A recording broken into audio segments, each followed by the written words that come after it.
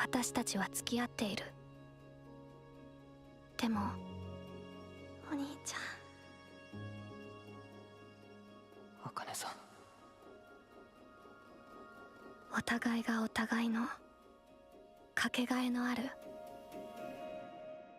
恋人。 Kuzu no Honkai, or Scum's Wish, is a drama/school romance anime adapted from the manga by Yokuyari Mango and produced by Studio Lerche, who you may recognize from Monster Musume or Assassination Classroom. I'll actually be doing a total of 3 videos on this show, one being this review, another for a more in-depth look at the ending and the spoiler talk video, and one to take a closer look and analyze the ED. Links to the other 2 will be down in the description, so make sure to check those out too if you're interested.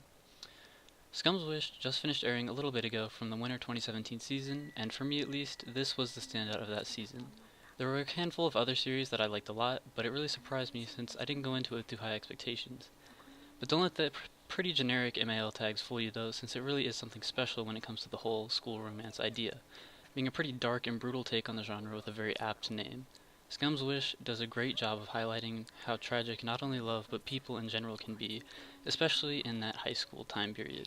There's no heroes or pure characters at all to really be found in the list here. Although some are better than others, at the end of the day everyone is out for their own gain and more than willing to stab each other in the back to get there. And our protagonist Hanabi is no exception. I personally love this as it really set a strong tone for the entirety of the show. The story revolves around Hanabi and Mugi, 2 high school students who are in love with different people, and for Hanabi it's her much older childhood friend / older brother figure Narumi, and for Mugi it's his former tutor and now music teacher Akane. As if these circumstances didn't already leave them with pretty bad chances already, it looks like a relationship is forming between Narumi and Akane also. Upon running into each other and finding out how much they have in common, Hanabi and Mugi quickly became friends and later decided to put on a fake relationship status while they act as substitutes for each other's real loves, acting out as outlets for each other's frustrations and sadness through physical intimacy. At the start of this relationship, their one promise to each other is that neither of them will develop feelings for the other. And now, as you can probably imagine from that little intro, Scum's Wish deals with a few touchy topics in our current time, especially when it comes to the relationships the characters become involved in. These include love between the same sex, teacher-student, brother-sister, sort of, and notably large age gaps between adults and minors. I found this to be one of the most interesting parts of the plot, since rather than painting these characters in a bad light or a shameful way, it really highlights the struggles that these people face, not only socially in terms of acceptance, but also by bringing up the high potential of ruining friendships and being left with unrequited love. Scum's Wish then takes all of this a step further by including the more intimate moments on screen, which I actually felt helped a lot when it came to showing the emotions of each character in probably the most pure and raw way possible. There's a lot to gather from the way the characters act in these scenes, and I definitely think that it attributes to the fast pacing of the show.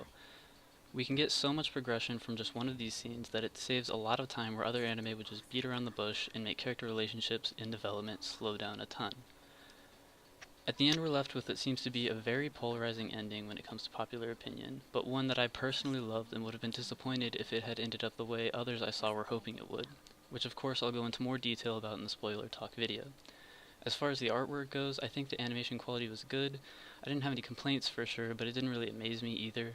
However, I did like how some of the shots were set up with overlaying panels sort of like a manga page, and I wouldn't be surprised if some of these shots were pulled directly from the source material. I thought it was a nice touch.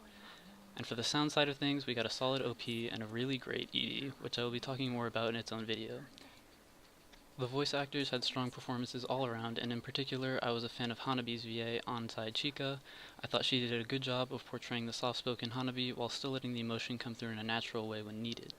And naturally, Toyosaki Aki, who voiced Akane, did a great job as well, really capturing the essence of one of my favorite characters in the series. In the end, Scum's Wish is the only show from the winter 2017 season that I would personally give a 10 out of 10. I really recommend anyone who's debating watching it to give it a shot. It starts out really strong too, so chances are you'll get hooked pretty early. And well, that's it for my review. Thanks for watching, and remember to like and subscribe if you enjoyed, and check out the related videos to this show in the description for more. I'll see you next time.